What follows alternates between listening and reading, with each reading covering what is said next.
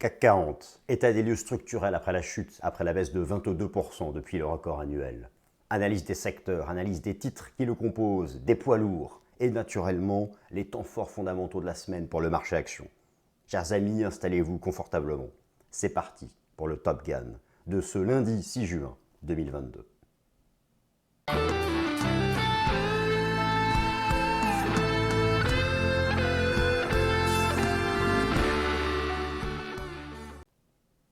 Alors je suis très heureux de vous retrouver, chers amis, en ce lundi. Il est temps de faire ensemble le point sur le cours du CAC 40, c'est-à-dire pas seulement l'analyse technique du cours du CAC 40, mais de sa nouvelle structure, de sa nouvelle infrastructure, les secteurs qui le composent. Tout a été bouleversé, la hiérarchie a été bouleversée. N'oubliez pas qu'un indice boursier n'existe que parce que des actions le composent, ces actions étant rassemblées dans des secteurs. Et donc si vous identifiez dans un indice boursier deux secteurs dominants, et dans ces secteurs, 4 ou 5 titres sur 40, qui représentent plus de la moitié du calcul mathématique de l'indice, eh bien, vous avez là la clé pour optimiser votre analyse technique de l'indice CAC 40. Nous allons parler de tout ça. Mais avant tout, je vais vous proposer le point de marché classique, à savoir un marché action toujours en rebond technique. Oui, toujours en rebond technique depuis 2 semaines environ, depuis qu'il a été confirmé que l'inflation ralentit. Alors oui, non pas chez nous, non pas en Europe, mais le régime des prix ralentit aux États-Unis. Je vous renvoie à l'émission Top Gun de la semaine dernière, où j'ai pu illustrer le ralentissement de l'inflation aux États-Unis selon l'indice des prix PCI. Tout est expliqué. Cette semaine, deux temps forts fondamentaux. À nouveau l'inflation aux États-Unis, mais cette fois-ci selon un autre indice. Il y en a deux qui comptent, le PCI et le CPI. Cette semaine, c'est le CPI. Et oui, le consensus envisage encore aux États-Unis un ralentissement de l'inflation pour le 2e mois consécutif. Naturellement, c'est la clé. C'est la clé, vous le savez. Les indices boursiers, les actions, les actifs risqués, les actions les plus cycliques feront un point bas définitif lorsqu'il sera avéré que la nouvelle politique restrictive de la Réserve fédérale des États-Unis a brisé, a tordu le cou à l'inflation. Ce chiffre est majeur, il est publié vendredi 10 juin. D'ici là, ce jeudi 9 juin, décision de politique monétaire de la Banque centrale européenne. Alors, cette semaine, le marché n'envisage pas de hausse de taux, mais une session monétaire et une conférence de presse de Mme Lagarde qui devrait préparer le marché à des premières hausses de taux cet été.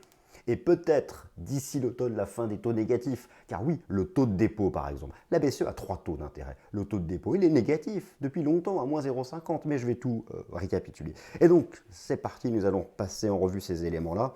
On commence par le point de marché classique avec les temps forts de la semaine. Et on décortique le CAC 40 qui teste une résistance, qui est en beau rebond depuis 2 semaines, qui teste une résistance. Va-t-il la franchir? Eh bien pour ça, il faut que les actions poids lourds aient des configurations techniques haussières, car l'indice n'est calculé que parce qu'il y a des prix sur les actions qu'il compose. Donc, vous allez voir, c'est passionnant et la structure du CAC a changé avec les 20% de baisse depuis le début de l'année. Alors, je vais passer en petit écran, on va regarder ensemble tous ces éléments. CAC 40 après la chute, premier état des lieux structurel de l'indice phare de la bourse de Paris. Ce sont donc c'est le sujet que je vais aborder dans cette vidéo. Voici le plan plus précisément. Alors, ce diagnostic technique structurel après la phase de chute annuelle de 22%, nous allons le faire en seconde partie. D'abord, c'est naturel, c'est lundi, les temps forts fondamentaux de cette semaine du lundi 6 juin. Eh bien, la décision de politique monétaire de la BCE, alors ça, voilà, c'est le 9, où elle devrait préparer aux premières hausses de taux attendues cet été, mais surtout car, en fait, l'inflation en Europe continue d'accélérer. Je vous renvoie au Fast and Forex de mercredi dernier sur ce sujet, le mercredi 1er juin, où j'ai fait un focus sur ce sujet. Mais aux États-Unis, elle a commencé son ralentissement. L'inflation a commencé son ralentissement. Et donc, si ce ralentissement devait être confirmé, ou pas, vendredi 10 juin, nous aurons la suite de la tendance pour la fin du mois. Un 2e mois consécutif qui voit l'inflation ralentir aux États-Unis, et je vous garantis que le rebond technique se poursuit tout le mois de juin. Dans le cas contraire, retour sur les plus bas. L'émission spéciale CAC 40, donc le diagnostic technique structurel, l'analyse sectorielle, la nouvelle hiérarchie sectorielle, les nouveaux poids lourds du CAC 40, en faire leur analyse technique pour optimiser l'ensemble, ou comment même créer son propre indice sectoriel. Je vais vous montrer tout ça. Et n'oubliez pas qu'un indice n'existe que parce que les actions composent, c'est une de mes citations favorites, et c'est comme ça qu'on optimise l'analyse technique des indices boursiers. Alors, premier temps fort fondamental de la semaine, décision de politique monétaire de la Banque Centrale Européenne, c'est donc le jeudi 9 juin, vers une confirmation de la première hausse de taux pour cet été. Alors, je vous rappelle que la Banque Centrale Européenne a 3 taux d'intérêt. Vous avez ici l'évolution de ces 3 taux d'intérêt depuis 2011. Rien n'a changé depuis 2019. Le taux d'intérêt directeur est à 0. Il est au milieu, c'est le plus important. Le taux de dépôt est à moins 0,50. Le taux de prêt marginal à 0,25. Ces 3 taux d'intérêt n'ont pas changé depuis 2019.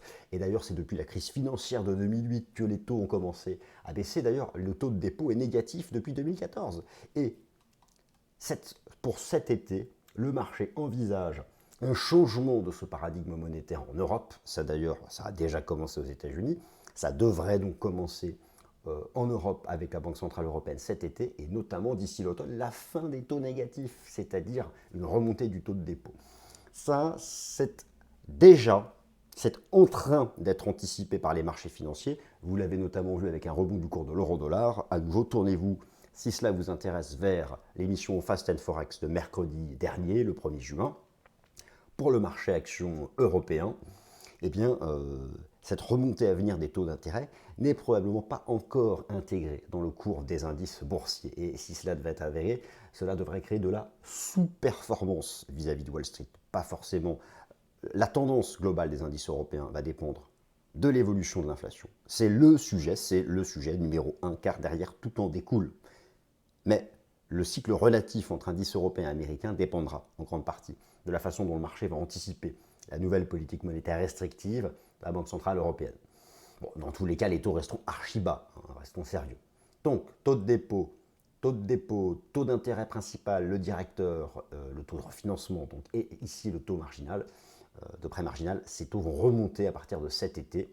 Quant au programme dit de quantitative easing, les injections monétaires, si vous voulez, qu'il s'agisse des prêts à long terme aux banques, TLTRO, du quantitative easing classique, l'APP, qui devrait se terminer au 3e trimestre 2022, ou encore celui qui concernait la pandémie, eh bien cela va ralentir puis se terminer lors des prochains mois. Donc c'est le premier temps fort fondamental de la semaine, la décision de politique monétaire de la BCE, qui doit d'abord lutter contre l'envolée verticale de l'inflation, qui n'a pas commencé son ralentissement en Europe.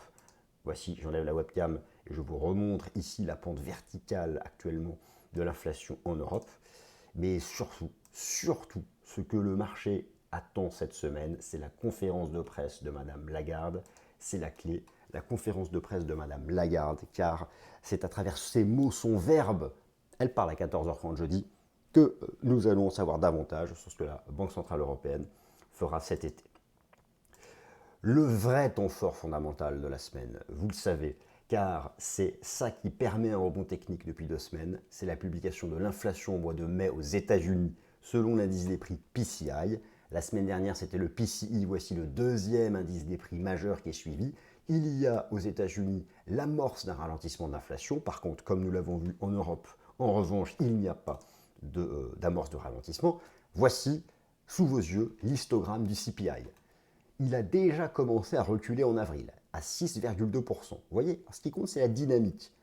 Là, vous avez une tendance haussière d'inflation, vous avez le taux d'inflation mois après mois, chaque mois ça montait, et le marché action qui est toujours en avance fera son point bas, non pas quand l'inflation sera revenue à 2%, mais quand il y aura confirmation d'une tendance baissière. C'est bien ça qu'il faut comprendre. Et donc, je vous le donne, le consensus pour le CPI, qui est publié ce vendredi, il est de 5,9%. 5,9%, vous le positionnez comme moi, c'est l'amorce d'une tendance baissière du régime des prix. S'il était confirmé ce vendredi 10 juin que le régime des prix, à travers la représentation de la tendance du taux d'inflation selon le CPI, pour être précis, est entré en tendance baissière, oui, le rebond technique se poursuivra sur les grands indices boursiers occidentaux. Voilà donc, c'était la première partie, c'était les temps forts fondamentaux de la semaine. Maintenant, on va vraiment faire le cœur du sujet de cette vidéo, CAC 40, le diagnostic technique structurel. C'est important pour la raison suivante, le CAC 40, et j'y viendrai dans la partie technique tout à l'heure, se trouve au contact d'une résistance technique. Se trouve au contact d'une résistance technique à 6550 points, qui attrape en fait, qui est la ligne de tendance qui attrape tous les sommets depuis le début de l'année. Vous avez à gauche les bougies weekly, à droite les bougies journalières. Vous la voyez bien, c'est vraiment le trend négatif depuis le mois de décembre dernier. Et on comprend bien que s'il était dépassé, le rebond technique se poursuivrait. Comment, en plus des signaux que donne l'analyse technique à proprement parler du CAC 40, comment augmenter la probabilité de savoir si on va dépasser la résistance ou pas? Eh bien, si le CAC 40 doit dépasser sa résistance, c'est parce que les poids lourds sectoriels et actions qui le composent vont monter. Et donc, comprenez-moi bien, en focalisant son analyse technique sur cette sélection de 10 titres qui font, d'un point de vue du calcul mathématique de l'indice, car chaque titre dans le CAC 40 n'a pas le même poids. Ce n'est pas chacun une part égale et équitable dans l'indice CAC 40. Ce n'est pas une moyenne arithmétique. Non, non. C'est pondéré en fonction de la capitalisation boursière. Et vous allez voir qu'une dizaine de titres, c'est plus du 2/3 du calcul du CAC. Et donc, si sur ces 10 titres, vous avez une analyse technique avec des config haussières, eh bien oui, il la dépassera sa résistance. Vous voyez tout de suite le raisonnement? Et donc, pour ça, il faut savoir où en est le CAC 40 après la chute. Il faut savoir où en est le CAC 40 dans sa structure. Et c'est donc ce que j'ai préparé pour vous. Et que j'ai rassemblé donc dans ce fichier. Voici les datas. Alors, tout d'abord, commençons par un diagnostic technique structurel du CAC 40 à l'aide des secteurs. Vous avez sous les yeux les secteurs du CAC 40. Au sein de ces secteurs sont groupées les actions qui composent le CAC 40. J'ai ici les données donc, que j'ai formalisées en fin de semaine dernière. Vous avez un secteur largement dominant qui représente 36% du calcul du CAC 40, les services aux consommateurs, la consommation en fait, la consommation dite non durable, typiquement dans le CAC 40, le luxe. Vous allez voir, je vais vous remontrer ici les datas. La consommation non durable, c'est 36% du CAC. En son sein, 32% rien que sur le luxe, rien que sur 4 valeurs. 4 valeurs font plus d'un tiers du CAC. Alors, à la question de savoir, est-ce que le CAC 40 va dépasser sa résistance court terme? Si votre analyse technique de ces 4 titres a une configuration plutôt de fin de hausse, la réponse est non. Vous comprenez tout de suite comment optimiser l'analyse technique d'un indice en allant faire l'analyse technique sur ce qu'il compose. Car il ne vit que parce que il y a des actions elles-mêmes dans des secteurs et des sous-secteurs. Donc, ça c'est la première partie. Après la chute de 22%, voilà où il en est le CAC 40. Il y a 3 gros compartiments. La consommation, 36% du CAC 40, les grandes valeurs industrielles, 17% du CAC. Et là, vous voyez, vous avez déjà plus de 50% du CAC sur uniquement 2 secteurs. Vous y ajoutez la santé et la finance, c'est les 3/4 du CAC. 4 secteurs sur les 3/4 du CAC. En gros, il y a 25 valeurs. Elles pèsent à peine dans le CAC. Parce que leur analyse technique est anecdotique, car elles ne font pas l'indice. Dans cette vidéo, on va regarder les graphiques de ce top 10 pour vraiment optimiser, et notamment la consommation. Mais là, je vous donne les clés pour vous-même optimiser l'analyse technique du CAC 40. Et à venir, ces prochaines semaines, j'envisage de vous proposer un suivi vraiment très régulier, mais dans une autre émission. C'est un projet sur le CAC, sur ces secteurs, sur ces 40 actions. Continuons, après la chute de 22%, alors quand je parle de chute de 22%, je la remontre ici, je vais zoomer sur les bougies japonaises en données hebdomadaires du CAC 40, les 22%, donc vous avez ici les bougies japonaises en weekly du CAC 40, 22% de baisse entre le record de fin 2021 et le plus bas qui avait été atteint en mars 2022. 22% de baisse, alors vous voyez par exemple la chute du Covid ici, en février-mars 2020, c'était 35% de baisse. Et d'ailleurs, notez que la stabilisation du CAC 40 après les 22% de baisse a eu lieu sur quoi? Observez le niveau horizontal. Le point haut avant le choc boursier de la crise sanitaire. Que l'on soit sceptique vis-à-vis de l'analyse technique, en tout cas au moins admettre l'efficacité des gros niveaux de prix horizontaux, car cela, même les institutionnels les plus réfractaires au chartisme, les regardent, tout simplement parce que les strikes d'options sont souvent positionnés. C'est du timing sur ces gros niveaux de prix horizontaux. Donc il ne faut pas les négliger, mais il ne faut pas les mépriser.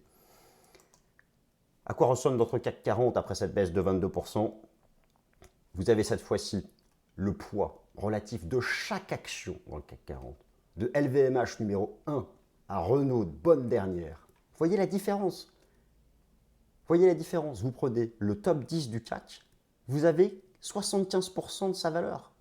Et tous ces titres-là, ces 25 derniers titres, n'auront presque pas d'impact sur l'évolution de l'indice. En gros, si vous focalisez votre analyse technique sur LVMH, qui pèse plus de 14% du CAC, L'Oréal, qui pèse plus de 8% du CAC, Total, plus de 6% du CAC, Sanofi, plus de 6% du CAC, Hermès, Airbus.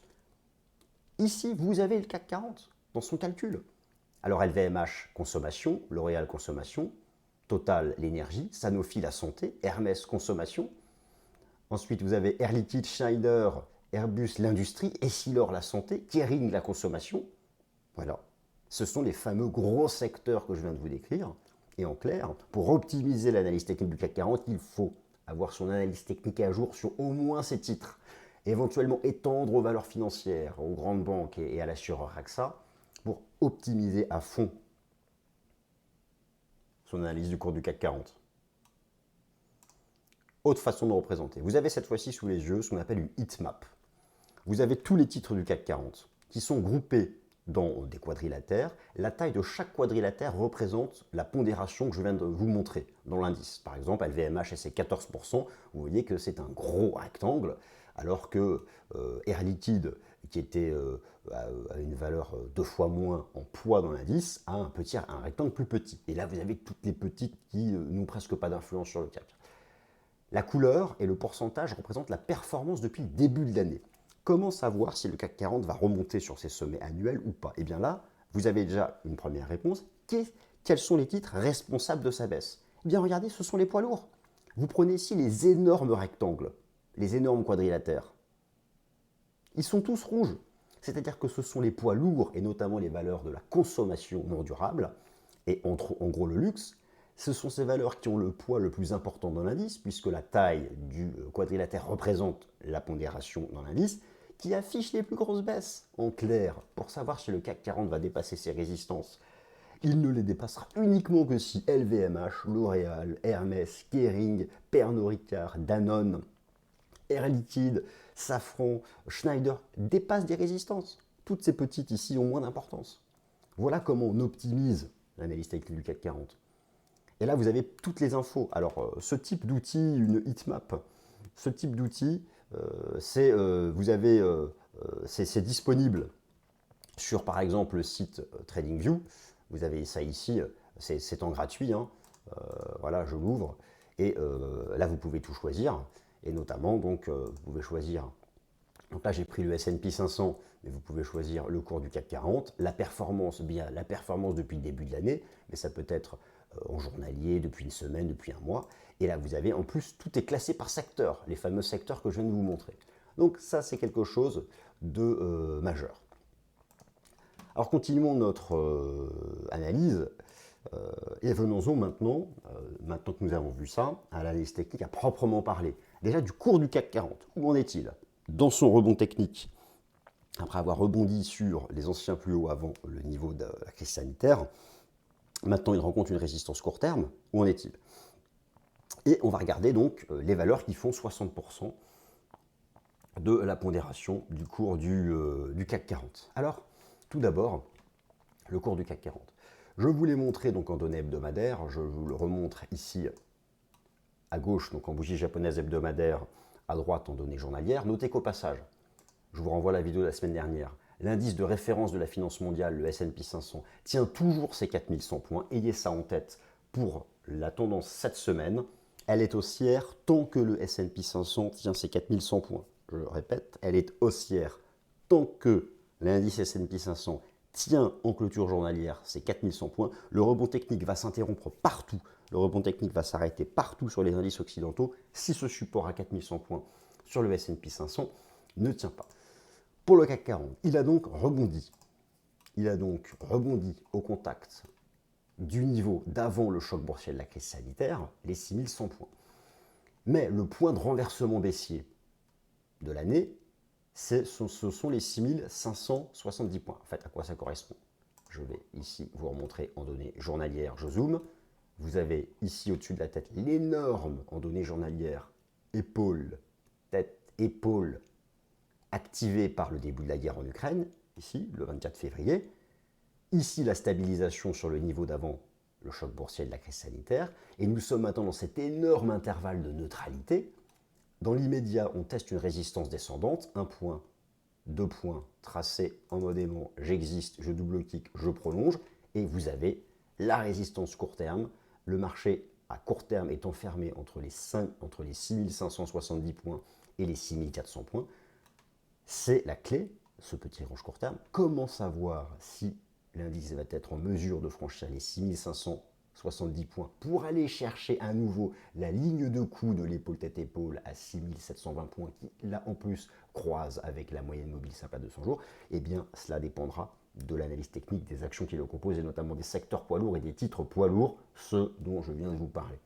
Alors, à proprement parler, sur l'indice, on a des signaux positifs de momentum, notamment sur l'indicateur technique RSI qui a dépassé 150 et qui a fait un throwback et qui repart, la ligne de MACD qui dépasse 0. Ça, ce sont plutôt des éléments en faveur d'aller chercher les 6700 points. De la même façon, le prix, selon le système Ichimoku, tente de sortir par le haut du nuage. Là, nous n'avons pas encore de signal, ça reste neutre dans l'immédiat. Maintenant, justement, comment savoir si le marché va y aller? Eh bien, il faut se tourner vers les fameux poids lourds. Vous avez sous les yeux, j'ai créé à droite, ici, j'ai créé ici à droite, une liste avec le top 10 dans l'ordre de la pondération. Vous les retrouvez, regardez. LVMH, L'Oréal, Total, Sanofi, Hermès, Air Liquide, Airbus, Schneider, etc. Vous les retrouvez, c'est dans l'ordre, dans le classement, le classement de la pondération boursière que je vous ai montré dans le fichier Excel tout à l'heure. J'ai donc reconstitué cette liste pour savoir si le CAC 40 va dépasser sa résistance court terme ou pas. Soit il dépasse, soit il échoue. Il faut que ces titres poids lourds aient des configurations en faveur du dépassement. Car si sur tous ces titres poids lourds, on sent plutôt que c'est topiche et que ça renverse à la baisse, on échouera sous la résistance. Donc ça c'est majeur. Et c'est comme ça, je voulais surtout vous montrer ça dans cette vidéo, comment optimiser l'analyse technique du cours du CAC 40. Alors, on va faire un focus sur les deux gros secteurs que nous avons vus tout à l'heure, la consommation non durable et les valeurs industrielles, notamment le luxe. 4 valeurs du luxe représentent 32% du CAC. Bon, et bien sur LVMH, c'est toujours le double bottom, activé le throwback, donc une tendance toujours en faveur du rebond technique pour LVMH. Pour L'Oréal, c'est une tendance, alors, le double bottom est en cours de validation, mais pas encore. Donc là, c'est plutôt neutre. Du côté du momentum, ça devient mieux. En données hebdomadaires, on a ce qui s'apparente à une div, mais encore non active. Il faudrait voir L'Oréal dépasser la résistance des 335 € pour avoir un vrai signal comme sur LVMH. Sur Total, bon, il n'y a pas de sujet, la tendance est haussière de Total. Par contre, la tendance haussière du titre Total est en place. Mais attention, l'objectif n'est pas loin. Ce sont ici les records de 2018. Mais il n'y a pas de divergence. Total, c'est en grande partie lié au prix du pétrole. Donc, pour le prix du pétrole, je l'ai traité mercredi dernier dans le Fast and Forex. Il teste un seuil majeur. Je dirais attention à Total, qui atteint une grosse résistance. Le premier test devrait voir le titre se stabiliser. Donc, ça va être peut-être difficile de compter sur Total pour dépasser la résistance du CAC. Par contre, le LVMH, L'Oréal, le luxe, oui. Regardons les autres valeurs du luxe, par exemple. Hermès, oui, là, on a un double bottom court terme. Un double bottom court terme en faveur, donc au moins d'une structure de rebond technique. Regardons l'autre valeur du luxe, Kering. Là, le double bottom est validé depuis longtemps, cassure de la ligne de coup, et ça continue. Pas de divergence, c'est aussi oui. Donc, l'analyse technique, chartiste de base, des valeurs, des 4 valeurs de la consommation non durable, notamment du sous-secteur du luxe, 32% du CAC nous dit oui, c'est favorable à ce que le CAC dépasse sa résistance court terme pour aller chercher 6700 points. Mais pour Total, on approche de grosses résistances pluriannuelles, c'est moins favorable. Regardons du côté maintenant des valeurs industrielles.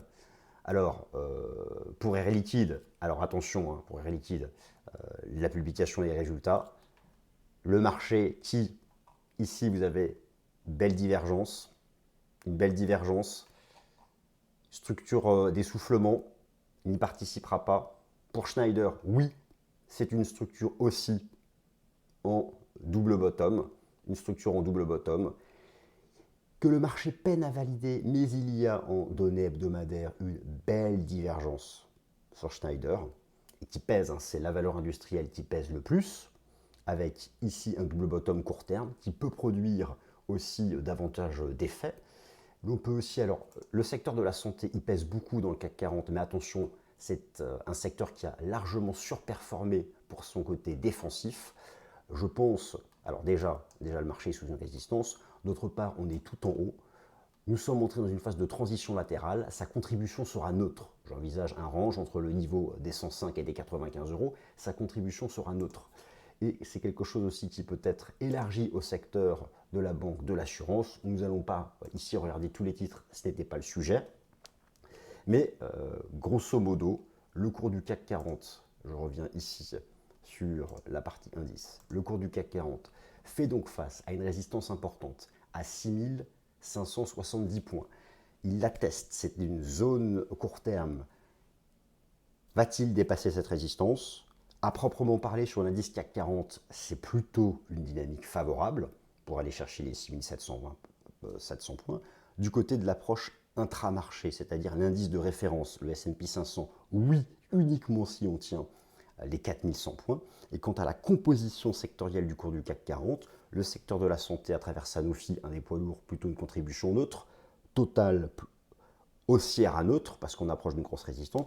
Pour le secteur de la consommation non durable, le luxe, 30% du CAC, oui, c'est favorable à un dépassement de la résistance. Et pour les valeurs industrielles, du côté de Schneider notamment, qui est un poids lourd important, et qui est une, si vous voulez, Schneider, ça représente les valeurs industrielles du cours du CAC 40. C'est un bon proxy. Oui, la réponse est oui. Donc, grosso modo, il y a plutôt un faisceau d'indices en faveur d'un dépassement de cette résistance pour aller chercher les 6700 points. Bon, naturellement que, au-delà de cette approche qui est logique, puisque l'indice n'existe que parce que les actions composent, pour aller chercher cette résistance, cette semaine, il va falloir que la Banque Centrale Européenne ne produise pas non plus un discours trop agressif. Oui, lutter contre l'inflation, mais qu'elle ne nous annonce pas 4000 hausses de taux d'un coup. Hein. Et surtout que l'inflation confirme son ralentissement aux États-Unis. Ça, c'est la clé. Voilà, chers amis, je voulais profiter de ce lundi pour faire ce tour d'horizon CAC 40. Et je vais vous proposer, ça arrivera bientôt ces prochaines semaines, une émission spéciale régulière dédiée précisément à l'analyse des 40 titres. Que là, je n'ai pas pu faire. Hein. Je voulais vraiment aborder la méthodologie globale. Mais je vous proposerai bientôt un suivi régulier de ces actions qui composent l'indice pour en avoir vraiment, et l'approche sectorielle sur une base hebdomadaire pour un suivi bien régulier. J'espère que cette vidéo vous a plu. Si c'était le cas, n'hésitez pas à liker, à partager. Merci à toutes et à tous de m'avoir écouté. Passez une excellente semaine.